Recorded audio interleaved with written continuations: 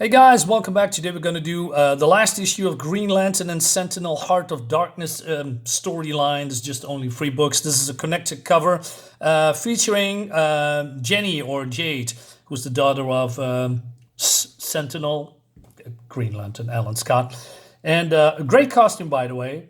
So yeah, let's dive in. It's by Ron Martz, Paul Pelletier, and Dan Davis. The story is, in my opinion, safe and simple, which is probably also the title of my video. Gonna be the title of my video, I mean. But, I'm gonna show you what I mean with that. So they are in some kind of a, I don't know, alternate dimension or another dimension or a created dimension. And it's been created by the evil entity called Starheart, who has now almost killed Alan Scott, get rid of him, sucked his power dry. And now Alan Scott, who was once a young man, is now an old man and he's dying. And yeah, so Cal stands there like a doofus, but actually doing something. So he also says that he has little knowledge about medical stuff, but he watched a lot of ER television shows. But he says, hey, he needs to go to a hospital. We need to get out of here. And the story drags a lot. I mean, the story could be probably been done in, I don't know, 2.5 books instead of 3, if you know what I mean. All right, so the Starheart is just standing there while they're just caring for Alan Scott here. And the Starheart is a very boring villain. His look is also boring. He's a creature of pure magic. He embodies chaos or something like that. He has taught the son of Alan Scott Obsidian and is thrall corrupted. And basically, he says these two are, his son and daughters, and only Alan provided the raw biological materials for them to become real, like humans. And that he is then the real father because their power coursing through their veins, etc. Basically, he says, come to the dark side and we rule the galaxy. That's basically the whole thing. Very simple, very predictable. And to be honest, it's not really written in a very engaging or exciting way. There are some fun bits in here, I have to admit. Paul Pelletier's art is really good. The story is lackluster, in my opinion. And so he says, hey, if you rule the galaxy with me, I'm going to show you what you can do. And Jenny says, no, why do you think I want that? And he says, well, it's in your nature. It's who you are, Even Todd says, hey, Jenny, come to our side and, you'll be, the queen of chaos or something like that. Grabs her with his darkness powers. Cal comes in because he says, I cannot stand on the side anymore. And he's, going after the Starheart. He says, well, the Guardians lock you up once. How hard could it be to do again? That's really cocky because, this guy's omnipotent, sort of. Not really, but sort of. He says, didn't you learn anything? And then he's using, the power of this dimension with all these creatures attacking Kyle. Kyle escapes easily, but he's getting attacked again because he's using, Starheart's Green Lantern powers or something like that. And then, we have a little bit of a dialogue about boasting and, that he is an immature child and that the Starheart is the biggest threat in the cosmos, that he is an absolute absence of structure and reason and limit. Everything the order imposed by the Guardians wasn't, whatever that means. So he becomes big. I mean, again, very predictable. A lot of these cosmic powered beings that have way too much power are doing this. And the Starheart look is also boring. There's nothing here that is very rememberable except that he's green or something. But yeah, plenty of cosmic guys or overpowered or godlike beings that can do this, has way better features and look and style, etc. All right. So basically he says he wants to spread himself through the universe. He says it can start with snuffing out the last symbol of the old order, talking about the Green Lantern Corps. But then Jenny comes in Let him go. I do what if you want, if you just let him go. And the Starheart says, yes, join me. I'm just skipping a lot of dialogue here. But then he lets him, it let Cal go, or he let Cal go, and Cal says, hey, are you sure? You don't have to do this. I mean, he says, do you really thought about this? And she says, yes, because it's the only way.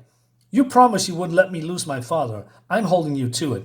But, says Kyle, and then, well, Jenny kisses him, flies away to the Starheart. The Starheart gives her unlimited power. Feels more like Galactus and Silver Surfer. I mean, that's how it looks like. And she becomes, almost omnipotent also. The costume looks great.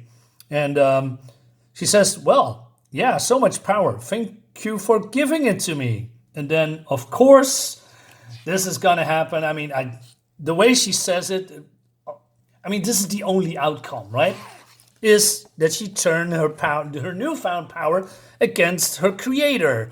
And Alan Scott says then to Cal, hey, we need to save her because, well, the power of chaos is corrupting her. And then Cal says, I can do nothing. Look at her. So the Starheart, of course, also confirms that he predicted betrayal. But he's the creator, right? So it's just like, again, Galactus. I mean, he gives a portion to the Silver Surfer, but the Silver Surfer is, of course, not on his level.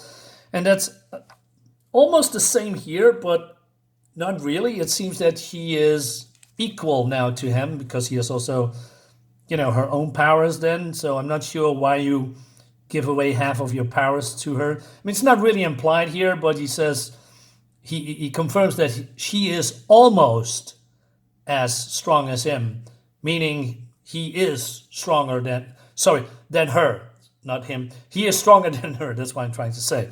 So we have this battle between gods. He changes shape, and Jenny realizes that she can only win if she is letting go of her humanity, embracing the chaos, becoming more like him, and then they, change shape to destroy each other, right? Something like that. I mean, visually it looks great. I love all this weird stuff in here that they are, removing their humanity. I mean, talking about Jenny, and then changing different shapes to battle each other with Starheart powers. That looks great, I must say. Alan says, you need to save her. You need to bring her back because you are the only one that can do it. Of course, he does it because they are once lovers, I believe. And now he confirms that Jenny is almost gone. I mean, right, because it's like she's pure magic, tearing the Starheart apart. There's hardly anything left. How could you know? I mean, who do you know who is who? They are just blobs. And then he basically says, oh, Jenny, you need to reach out to me. Think of your dad. He needs you. And then she just reaches out. And I mean, come on, man. I mean, if you are almost gone and the power of the Starheart of chaos or, corrupts you, don't you, I don't know, push back against what Kyle is offering? More like, no, I'm in power incarnate. I cannot leave it. I will become more and I'm going to save the universe or something like that. But no, she just says, yeah, okay, here's my hand. And then, well, they are in Kansas or something. And everything is all right, but almost, because it's over now. Alan is a young man, and again, he's the Sentinel, but he removed the symbol because it doesn't feel right anymore. He has some power back. His youth is back. Todd here says, hey, I'm better now. Thank you for saving me, because he was corrupted. The only downside is that by, destroying, I believe, the Starheart, she burned out and she doesn't have powers anymore, right? And she talks about that she wants to be stepping in her father's shoes, becoming a real hero, but she cannot do it anymore. And the only thing she cares about is her family and the people that she loves, and that's the end. Yeah, not really that good. Great art, but the story is just run of the mill, pretty simple. Basically, it's not mind-boggling, breaking. And I mean, what happened to the Starheart? They confirmed that he is probably maybe dead, but I'm not entirely sure on something like that. Basically, she just defeats him. It says says here or something. Yeah, I felt like he was totally gone. So probably he comes back sometimes, maybe, I don't know. Yeah, that's the book. It's nothing special, nothing really. Actually, I mean, for a miniseries, it's okay. I give it a 5 or 6 out of 10. Probably a 5 if I'm doing some numbers. I like the art. I like the visuals. The story is okay. The Starheart is boring. The ending is boring. Jenny could have been way more, aggressive towards Kyle or something, since she is becoming chaos, right? That didn't happen. She just says, yeah, okay, if my father says I need to come back, I'll come back, although she has been absorbed by the chaos magic. Doesn't make any sense to me. But guys, this is the end of the video. I hope you like it. By the way, I see that is a lot of people watch my videos but are not subscribed. So please subscribe to my channel. It helps me a lot. I'm almost at, going to the 900 subscribers. I really want to reach 1,000.